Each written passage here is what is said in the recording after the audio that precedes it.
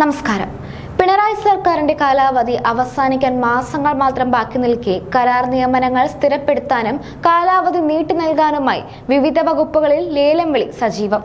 Party തല ശുപാർശയും ഇടത് service സംഘടനയായ NGO യൂണിയനിൽ സ്ഥിര അംഗത്വവും പാർട്ടി ഫണ്ടിലേക്കുള്ള 1.5 ലക്ഷം രൂപയിൽ കുറയാതെയുള്ള വിലപ്പെട്ട സംഭാവനയുമാണ് ജോലി സ്ഥിരപ്പെടുത്താനുള്ള യോഗ്യത.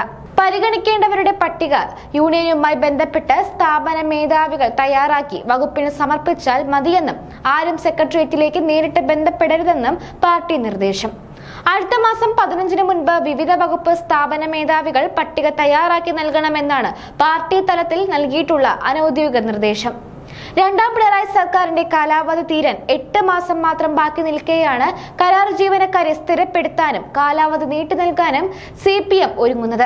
5 മുതൽ 8 വർഷം വരെ സർവീസുള്ള ഇടതാഭിമുഖ്യമുള്ള ജീവനക്കാരെ പരിഗണിക്കാനാണ് നിർദ്ദേശം. വരുന്ന തദ്ദേശ തെരഞ്ഞെടുപ്പ് മുന്നിൽ കണ്ടുമാണ് ഈ നീക്കം.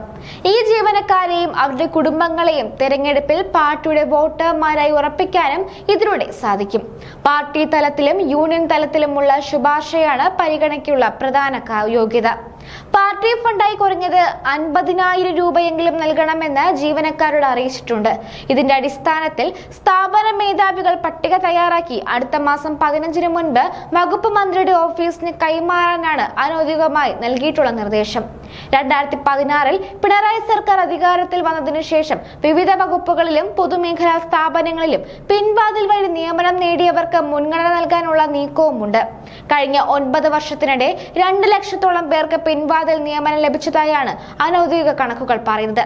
ടൂറിസം വകുപ്പിന് കീഴിലെ സ്ഥാപനങ്ങൾ, കേരള ബാങ്ക്, ജല അതോറിറ്റി, സാംസ്കാരിക വകുപ്പിന് കീഴിലെ വിവിധ സ്ഥാപനങ്ങൾ, നോർക്ക, IT മിഷൻ എന്നിവിടങ്ങളിൽ പരിഗണിക്കേണ്ടവരുടെ പട്ടിക തയ്യാറാക്കിയതായാണ് വിവരം.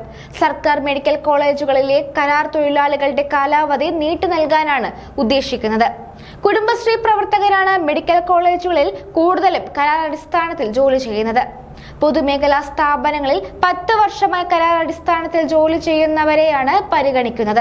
സർവീസ് സംഘടനയ്ക്കാണ് അതിന്റെ പൂർവ്വ ഉത്തരവാദിത്തം. 1-ാം പിണറായി സർക്കാരിന്റെ കാലത്ത് അവസാന കാലത്ത് പൊതുമേഖലാ സ്ഥാപനങ്ങളിൽ കരാർ ജീവനക്കാരെ സ്ഥിരപ്പെടുത്താനായി വ്യാപക പണപ്പിരിവ് നടത്തിയെങ്കിലും കോടതി ഇടപെട്ടതിനാൽ ഈ നീക്കത്തിൽ നിന്നും സർക്കാർ പിന്മാറുകയായിരുന്നു. ദീർഘകാലമായി ഒരേ തസ്തികയിൽ ജോലി ചെയ്യുന്നവരെ സ്ഥിരപ്പെടുത്താനുള്ള നീക്കം നിയമവിരുദ്ധമാണെങ്കിലും മന്ത്രിസഭാ തീരുമാനമെന്ന നിലയിൽ അംഗീകാരം നേടി സ്ഥിരപ്പെടുത്താനാണ് ശ്രമിക്കുന്നത്. എംപ്ലോയ്മെന്റ് എക്സ്ചേഞ്ചുകൾ വഴിയല്ലാതെ വിവിധ വകുപ്പുകളിലും പൊതുമേഖലാ സ്ഥാപനങ്ങളിലും നടത്തിയ അനധികൃത നിയമനങ്ങളെ കുറിച്ച് സർക്കാർ വിശദമായി പഠനം നടത്തണമെന്ന് ഭരണപരിഷ്കാര വകുപ്പ് മുൻപ് ശുപാർശ നൽകിയിരുന്നുവെങ്കിലും ഇതുവരെ തുടർ നടപടികൾ ഒന്നും ഉണ്ടായില്ല.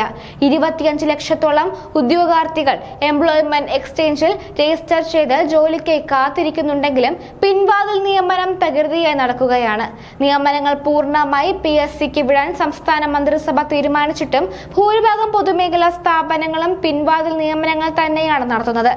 10,112 പേരാണ് സംസ്ഥാനത്തെ പൊതുമേഖലാ സ്ഥാപനങ്ങളിൽ അസിസ്റ്റന്റ്, ലാസ്റ്റ് ഗ്രേഡ് തസ്തികകൾക്കായി PSCയുടെ റാങ്ക് ലിസ്റ്റിലുള്ളത്.